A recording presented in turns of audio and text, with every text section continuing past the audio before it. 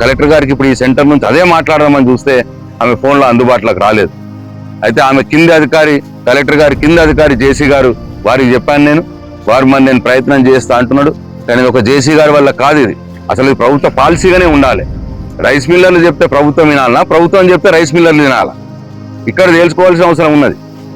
ప్రభుత్వం ఎట్లా చెప్తే అట్లా మిల్లర్లు వినాల్సిన అవసరం ఉంటుంది తప్పిస్తే, మిల్లర్లు ఎట్లా చెప్తే అట్లా ప్రభుత్వం వినే పరిస్థితికి వస్తే రైతులు ఎక్కడికి పోవాలో మరి అర్థం కాని పరిస్థితి ఉంటుంది.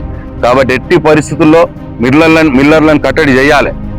ఎవడైతే 44, 43, 45, 44 ఉన్నారు అంటున్నాడో వాళ్ళందరి మీద కూడా యాక్షన్ తీసుకోవాలి. 41.5 ఎట్లనైతే ముందు తరుగు ఉంటున్నాం, ఆ 1.5 కిలో 40 కిలోల బ్యాగ్కి 1.5 కిలోలు లేదు, ఇంకా బ్యాగ్ వెయిట్ కంటే ఇంకొక 600 కిలోలు, ఇంకా కొద్దిగా 42.5 కూడా పాపం రైతులు సిద్ధంగానే ఉన్నారు. మరీ మీరు 44, 44.5, 45 అంటే రైతులు నష్టపోతారు. కాబట్టి దీన్ని ఎట్టి పరిస్థితుల్లో అనుమతించబోము.